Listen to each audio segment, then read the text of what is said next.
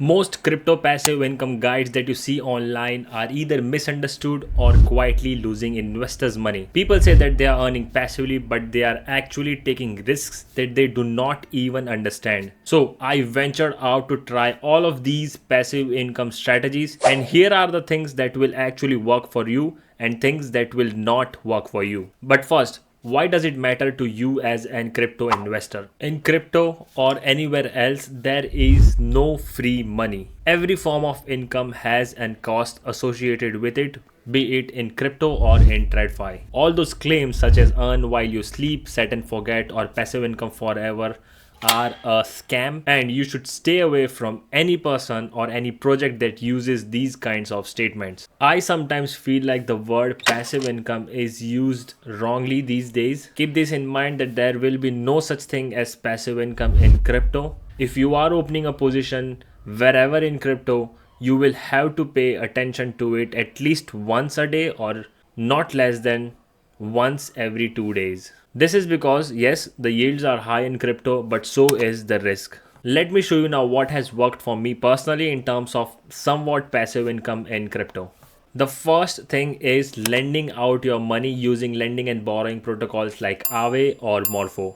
Here is the list of protocols that you can use to lend out your money to earn passive income on your stablecoins as well as blue chips like Ethereum and BTC. My personal favorite lending and borrowing project is Morpho because it somewhat has higher yields as compared to other lending and borrowing platforms out there. As you can see here on the Ethereum chain, you can earn about 7% APY on your USDC. I just switched over from the Ethereum chain to Katana chain, and I just found a pool that is yielding currently 8.45% on your USDC. Feel free to check out other chains on Morpho and see where the yield is high. Just one thing, make sure you do enough research on the exact pool that you are going to be depositing your funds onto.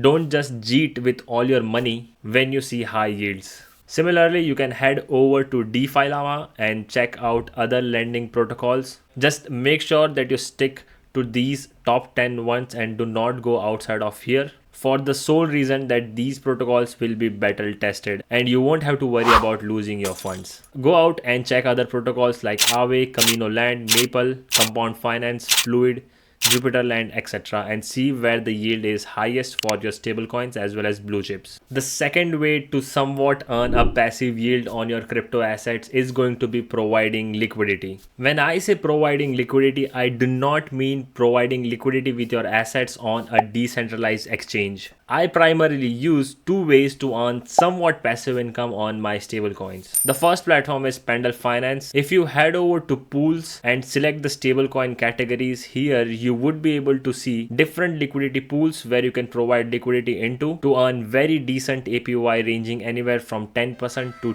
20%. Yes, you heard me correct, 20%. The only downside is you would be providing liquidity into what's called a Pendle PT pool. I recommend you to do some research on what Pendle is and take risk accordingly. Each Pendle asset on Pendle has a maturity date, and at maturity, think of it in a way where it would stop producing yields and therefore you would have to move your funds into another pool or another asset. One more way to earn somewhat passive income on your stablecoins is going to be providing liquidity into perpetual dexes. My personal favorite is Avantis over on the base chain, giving currently 12% APY on your USDC. What you can do is head over to defilama.com/pubs and you will be able to see different perpetual dexes where you could provide liquidity into. Keep in mind that there is some sort of risk attached by providing liquidity into these perpetual dexes. You could see some drawdowns of anywhere from 1% to 5% depending on the exchange, of course. Now time for the final way of earning some sort of passive income on your crypto assets or your stable coins. I personally find this one of the easiest ways to earn about 4 to 8% on your idle stable coins. But before I show you what it is, make sure that you hit that subscribe button and like this video if you haven't done so yet. I cover crypto airdrops, crypto market updates, yields and much more. Anyways,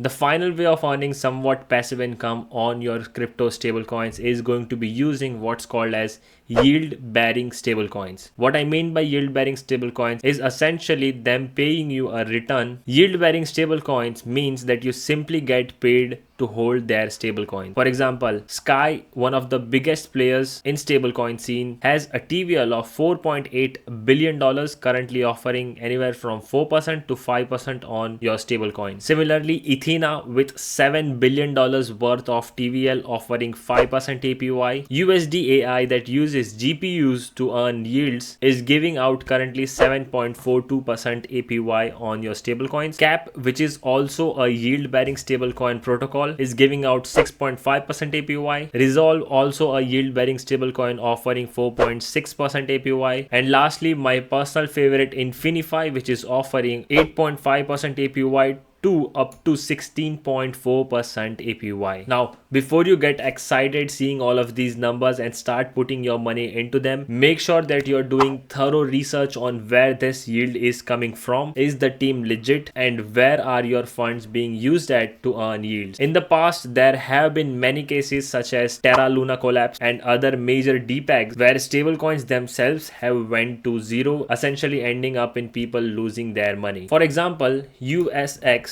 a very famous stablecoin over on Solana, depegged by about 20%.